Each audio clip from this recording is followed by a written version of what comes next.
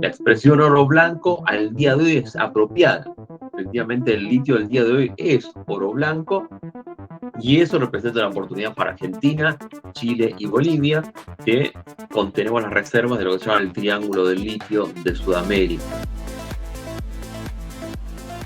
Ahora sí, ¿cómo andas, Juan? Un gusto saludarte, ¿todo bien? Muchas gracias por invitarme, Cris. Todo bien, por suerte. Nada, che, un placer, la verdad que hablamos siempre un poquito antes de empezar a grabar y te sigo en Twitter y la verdad que me interesa tu punto de vista y más en esta época hiperconectada, hiperglobal y sé que es un tema que te interesa, que manejás. Che, ¿sabés qué? Te quería dar como el pie, pero me acordaba de esa frase de Dickens, viste, que decía algo así como, era el mejor de los tiempos y era el peor de los tiempos, ¿no? Y uno a veces se siente como eso, se levanta y dice, che, la verdad que es un mundo lleno de posibilidades, y después al día te levantás y decís, che, esto en cualquier momento explota y no sé qué va a ser ni de mi vida, tendré laburo en 5 años, en 3 meses, no sé cómo lo estás viendo vos, Juan. Sí, la verdad es que estamos en un mundo que incrementó significativamente la incertidumbre y ahí te puedo ilustrar con un par de anécdotas personales. Esto se remonta a 2016, cuando Gran Bretaña iba a votar por si permanecía o no en la Unión Europea y todos decíamos, no, claramente va a ganar el permanecer en la Unión Europea. Y no. Después, poco más tarde, vino Trump y dijimos, no va a ganar la interna republicana. Ganó la interna republicana. No va a ganar la elección. Ganó la elección. Y así sucesivamente hasta este año, por supuesto, nadie vio una pandemia, ¿no es cierto? Y tampoco nadie vio que efectivamente íbamos a tener una guerra en Europa, la mayor guerra después de la Segunda Guerra Mundial en cuanto a movilización de tropa, y que por supuesto de vuelta nadie vio. Entonces como que la incertidumbre es la norma y tenemos que adaptarnos a esa incertidumbre, navegar aguas inciertas con herramientas que no son, ¿no es cierto?, lo más óptimas, en un mundo donde el cine negro parece que se volvió la norma. Así que Juan, sí, coincido con el CIS. vos sos por ahí un especialista en la materia, pero hoy particularmente, ¿qué estás mirando de lo que está pasando en el mundo, ¿no? Uno habla, dice el mundo y lo primero que se te viene es China, Estados Unidos, conflicto en Europa. ¿Vos hoy dónde estás poniendo un poco el foco? ¿Qué es lo que te está, digamos, más llamando la atención o en qué estás pensando en relación a eso? Bueno, siempre lo que más llama la atención son las grandes potencias, son los actores que más peso tienen en el sistema internacional, los que terminan inclinando la balanza, los que terminan generando agenda. En ese sentido, uno siempre está mirando Estados Unidos, Unión Europea, China, ahora Rusia, el conflicto, por supuesto, la guerra. Esos son los temas del momento. Y tendríamos que ser un poco más precisos, hablamos de la elección de medio término que recién sucedió en Estados Unidos, que tuvo un resultado que, como decirlo de alguna manera, no era el que se esperaba un triunfo más contundente del Partido Republicano y al final terminó con la pólvora mojada, con una victoria muy hasta ahí nomás, lo cual determina que hacia adentro del Partido Republicano, y mirando a la próxima elección presidencial, vamos a tener un gran encontronazo, una gran interna, porque no está del todo claro que Trump es el amo y señor del Partido Republicano. Él ya declaró que se va a volver a candidatear, pero hay que ver si efectivamente no surge un contendiente dentro del Partido Republicano, que el principal al día de hoy, por lo menos, es el gobernador de Florida, Ron DeSantis. Él parecería que sería el gran contendiente de Trump. Entonces hay que ver también cómo se reformula el Partido Republicano y si ese Partido Republicano llega al poder en las próximas elecciones presidenciales en Estados Unidos, qué programa tiene, que seguramente va a ser muy distinto a lo que significó Trump en el periodo anterior. Por supuesto, otra cosa, sí, efectivamente Trump logra resurgir de sus cenizas. No parecería ser el escenario de hoy en día, pero por supuesto, no hagamos predicciones, ¿no es cierto? Después de todo lo que estuvimos experimentando en los últimos años. Y por supuesto, el gran tema es la guerra ruso-ucraniana. Eso es algo que, de nuevo, nadie pensó que iba a ser de la magnitud que terminó siendo, que ya está próxima a cumplir un año seguido, un año con un impacto en la economía global muy, muy fuerte. Pensamos que, nosotros así, 2020 tuvimos la pandemia, las cuarentenas, lo cual generó una gran recesión económica. El 2021 fue un año de recuperación muy significativa, donde todas las economías del mundo crecieron mucho, y en febrero de este año, con el inicio de la guerra, tuvimos otro trastabillar, por decirlo de alguna manera, otro tropiezo de la economía internacional, y esto además alentó el proceso inflacionario que ya venía. Entonces, en definitiva, estamos en un mundo, una economía que no estaba en lo que íbamos a pensar que iba a ser el pronóstico del FMI y el Banco Mundial para 2022, sino que es una economía que está muy por debajo de ese potencial y que obviamente, inclusive siendo dos economías relativamente chicas, Ucrania y Rusia, han afectado a la economía global de manera muy significativa. Y eso sobre todo alentando el proceso inflacionario en Europa, en la Unión Europea precisamente, y Estados Unidos. Y después lo otro que hay que mirar, por supuesto, es China. China solía ser la locomotora de la economía internacional, la que levantaba los estándares, la que levantaba los indicadores, y a partir de serios problemas internos, esto no está pasando. Esos problemas internos son, en primer lugar, la estricta política de COVID-0. Esto es básicamente, para ilustrar muy simple, en China siguen con el rigor de 2020, ¿no? Están unas políticas muy draconianas, donde se pone en cuarentena toda una ciudad si se detectan apenas un par de casos, y esto ha generado y viene generando muchos problemas, sobre todo para lo que serían las cadenas globales de suministros, es decir, muchas fábricas que no abren en China y por lo tanto otras fábricas en el resto del mundo no pueden producir porque hay cuarentenas muy estrictas en distintas ciudades y regiones de China. Y otro problema que tiene China es la crisis de lo que sería el mercado de las propiedades. Esta crisis agravó la confianza, sobre todo, bueno, de la economía china, de los inversores chinos, y de Yapa tenemos una continuidad, ¿no? Trump inició la guerra comercial, ¿no?, con China en 2018. La guerra comercial se disipó bastante al día de hoy, pero se reconvirtió en guerra tecnológica, que también tiene su origen en la administración Trump y que Biden la ha incrementado. Y esto es básicamente distintas medidas por lo cual distintos organismos de Estados Unidos están vetando la posibilidad de que empresas americanas y occidentales le aporten tecnología vital a China. Esto es sobre todo en el tema de los microcomponentes, de los microchips, donde más se ve. Entonces esta guerra tecnológica está afectando también a China, y China no está siendo la locomotora que supo ser. Por ejemplo, para salir de la crisis de 2008, ya hace un tiempo, China creció muchísimo y ayudó a la economía internacional. Eso ahora no está pasando. Entonces, ¿no?, lo que miro hoy en día son estas grandes esferas de poder. Hablamos de Estados Unidos, con incertidumbres en cuanto a lo que viene, incertidumbres más chicas, porque todavía faltan 2 años, porque el Partido Republicano parecería volver a ser lo que solía ser, siempre y cuando sea DeSantis el contendiente.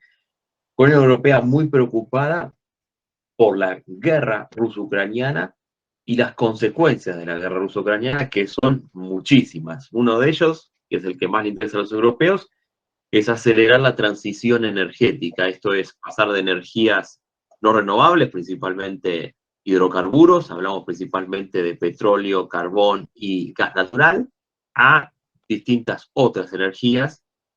Y también tenemos el resurgimiento de la energía nuclear en el mundo y en Europa en particular.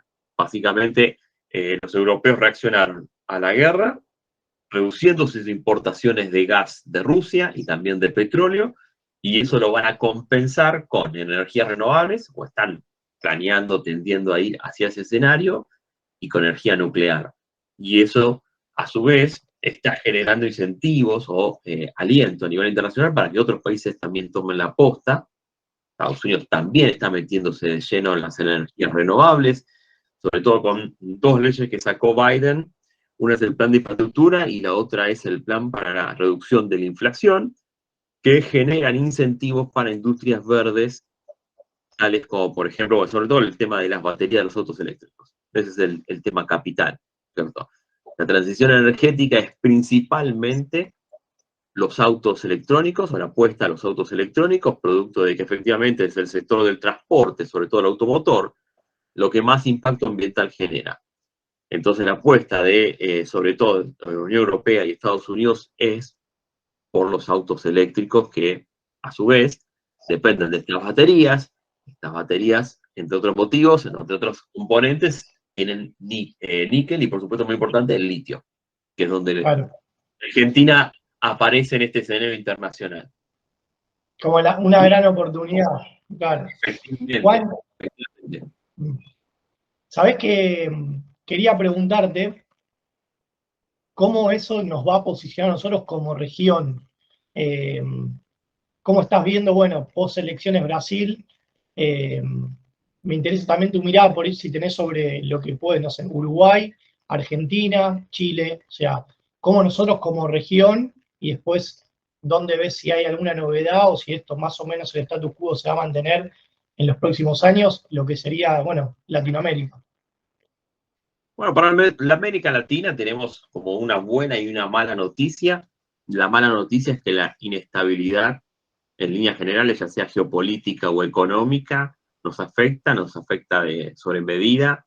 Por ejemplo, el tema de la suba de las tasas de interés. Eso nos perjudica porque efectivamente nos dificulta el acceso al crédito o, en algunos otros casos, aumenta el precio de las importaciones, por un lado. Por otro lado, también viene la buena noticia y es lo que habla mucha gente, que es las oportunidades que se generan a partir de la guerra ruso-ucraniana, el tema de los commodities, particularmente los agrocommodities, la exportación de alimentos, porque obviamente tenemos que Rusia y Ucrania, grandes exportadores de principalmente trigo y girasol, bueno, no están exportando lo que solían exportar, y eso es una oportunidad para América Latina. Y además tenemos el otro incentivo, más allá de los agrocommodities, que son todos los minerales necesarios para la transición energética, donde entre ellos está, lo que podemos decir, el rey de estos minerales, que es el litio, que dicho sea de paso fue el commodity que más subió de precio en todo 2021 y que probablemente en este 2022 también sea uno de los commodities que más subió de precio. La expresión oro blanco al día de hoy es apropiada. Efectivamente, el litio del día de hoy es oro blanco y eso representa una oportunidad para Argentina, Chile y Bolivia, que contenemos las reservas de lo que se llama el triángulo del litio de Sudamérica. Entonces, claro, el panorama internacional, por decirlo de alguna manera, hay oportunidades y desafíos, pero las oportunidades están ahí.